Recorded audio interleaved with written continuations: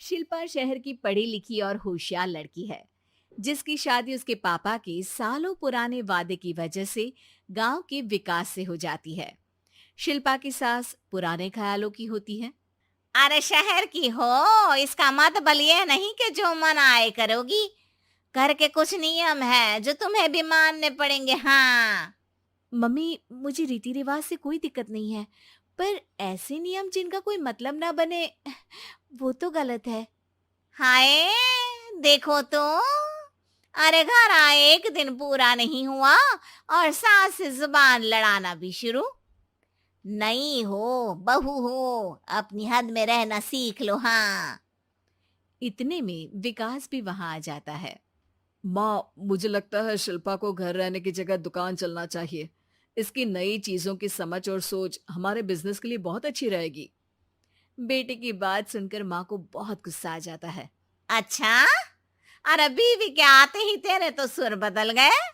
अगर ये दुकान जाने लगी तो गांव में क्या इज्जत रह जाएगी हमारी है? लोग क्या कहेंगे? ये कहीं नहीं जाएंगी बस। हाँ।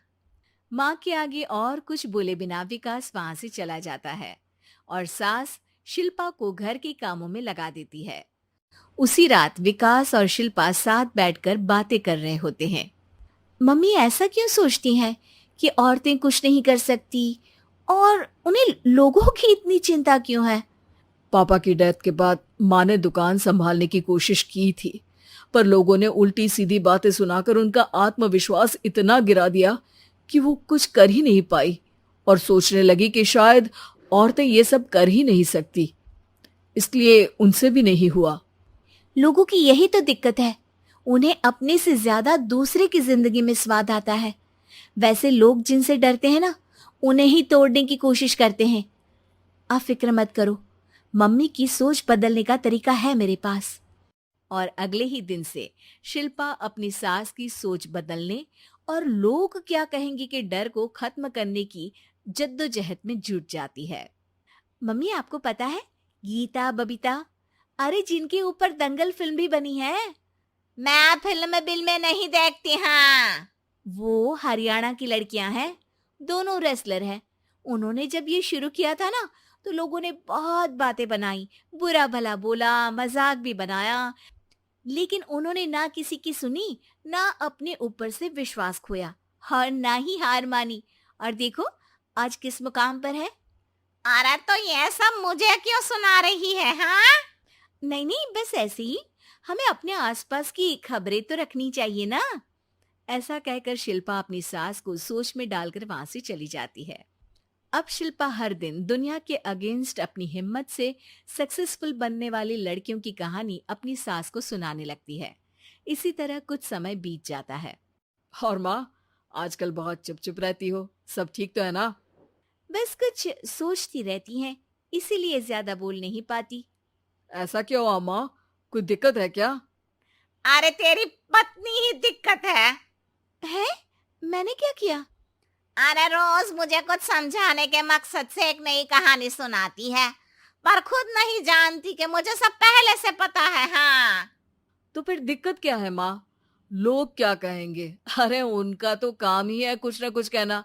आप ये सोचो कि उन्हें नजरअंदाज करके हम साथ मिलकर किस ऊंचाई पर पहुंच सकते हैं। बेटे और बहू की बातों से सोच में पड़ी माँ वहां से चली जाती है।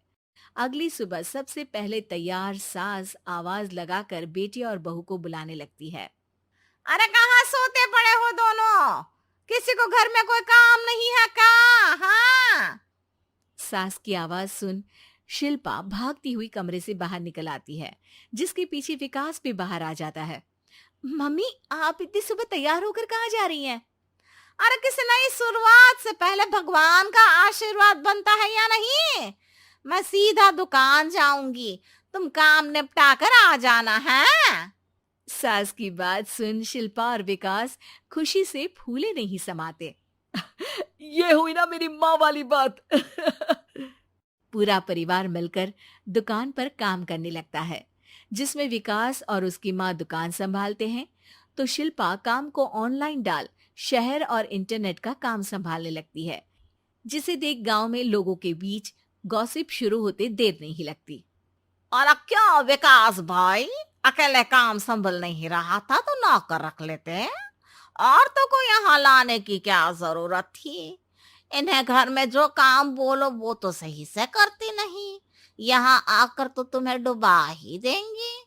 अरे भाई साहब, अगर आपके घर की औरतें सही से काम नहीं करती ना तो हमें उससे कोई लेना देना नहीं।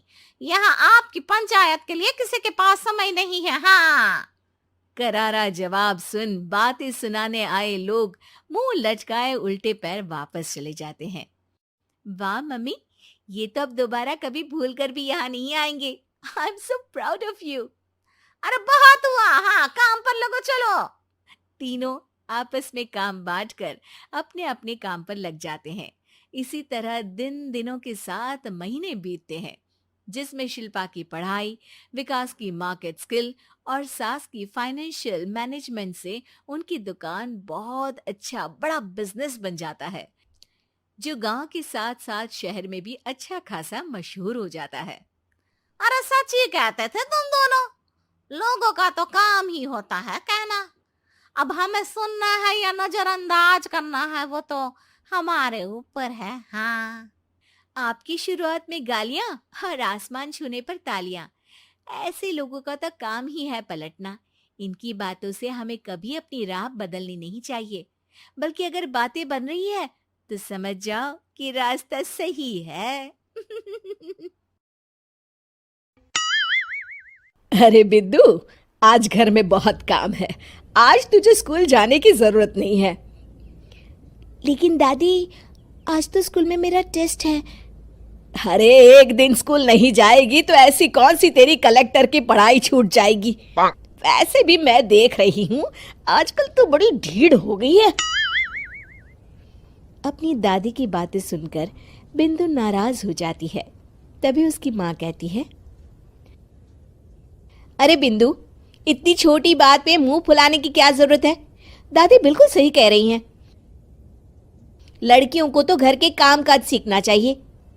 अरे बहू, रमेश के लाड़ प्यार ने इसे बिगाड़ रखा है। कम से कम तू तो मेरी बात समझती है।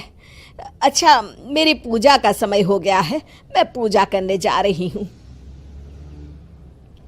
इतना कहकर रमेश की माँ वहां से चली जाती है। इस तरह बिंदु की दादी और माँ दोनों अक्सर उसे घर के कामों में ही उलझा कर रखते थे। कुछ दिनों के बाद राजू और बिंदु के 10वीं के रिजल्ट्स आते हैं। दोनों बच्चे दादी को अपना अपना रिपोर्ट कार्ड दिखाते हैं। शाबाश मेरे लाल, तू तो बड़े अच्छे नंबरों से पास हुआ है। तभी बिंदु कहती है, दादी मैं भी अच्छे नंबरों से पास हुई हूँ। रमेश की माँ बिंदु को अनदेखा करते हुए कहती है, हाँ हाँ ठीक है, अभी यहाँ खड़ी क्या कर रही है, सुन लिया मैंने। जाकर मेरे लिए चाय बना कर लिया। बिंदु उदास होकर चाय बनाने किचन में चली जाती है। तभी राजू कहता है, दादी मैं क्रिकेट के कोचिंग सेंटर में एडमिशन लेना चाहता हूँ। अरे वाह राजू बेटा, ये तो तूने बड़ी अच्छी बात कही। तू कल ही अपना एडमिशन करा ले, जितनी भी फीस होगी मैं दे दूंगी। अरे एक दिन मेरा पोता विराट कोहली बनेगा। इस तरह अक्सर रमेश की माँ अपनी पोती बिंदु के साथ दुर्व्यवहार करती थी। कुछ दिनों के बाद रमेश की माँ और उसकी पत्नी दोनों सास बहू मिलकर राजू का एडमिशन अच्छे स्कूल में करवा देते हैं, लेकिन बिंदु का एडमिशन नहीं करवाते। इस बात से नाराज होकर बिंदु अपनी दादी से कहती है, लेकिन दादी मुझे भी आगे की पढ़ाई करनी है। अरे क्या करेगी आगे की पढ़ाई लिखाई करके हैं? आज से ये पढ़ाई का भूत अपने दिमाग से उतार दे। इतना कहकर रमेश की माँ वहां से चली जाती है। उस दिन के बाद से बिंदु की पढ़ाई हमेशा के लिए छूट जाती है और उसकी दादी उससे घर के सारे काम करवाना शुरू कर देती है। इस तरह उसका सारा दिन घर के कामों में ही बीत जाता था। कुछ दिन बीत जाते हैं और एक दिन रमेश छुट्टियों पर घर आता है। बिंदु को घर के काम करते हुए देख उससे कहता है, अरे बिंदु बेटा, तुम स्कूल नहीं गई? पिताजी, दादी ने मेरा एडमिशन कराने से मना कर दिया है। वे कहती हैं घर पे रहकर घर के काम करना सीख। अपनी माँ का ये बर्ताव देख रमेश को बहुत गुस्सा आता है और वो अपनी माँ से कहता है, माँ, ये तुमने क्या किया? आगे की पढ़ाई के लिए स्कूल में बिंदु का एडमिशन क्यों नहीं करवाया? अरे बेटा, लड़की जात है, ज्यादा पढ़ लिख कर क्या करेगी? वैसे भी शादी के बाद तो इसे घर के ही काम करने हैं ना। तुम किस जमाने में जी रही हो माँ? अगर कल्पना चावला के घर वाले भी तुम्हारी सोच के होते तो क्या वो पूरी दुनिया में हिंदुस्तान का नाम रोशन कर पाती? इसका स्कूल छुड़वाकर तुम इसका भविष्य बर्बाद कर रही हो, लेकिन मेरे रहते ऐसा नहीं होगा। बिंदु बेटा, कल ही तुम्हारा एक अच्छे स्कूल में एडमिशन करा दूंगा। तुम जितना चाहे उतना पढ़ो, मेरे होते हुए तुम्हें किसी बात की चिंता करने की जरूरत नहीं है। अपने पिता से हौसला पाकर बिंदु खुश हो जाती है और कहती है, जी पापा, मैं खूब मन लगाकर पढ़ाई करूंगी और बड़ी होकर डॉक्टर बनूंगी। ये हुई ना बात। शाबाश मेरी बेटी। शिक्षा, लड़का हो या लड़की, हमें दोनों को आगे बढ़ने का मौका देना चाहिए।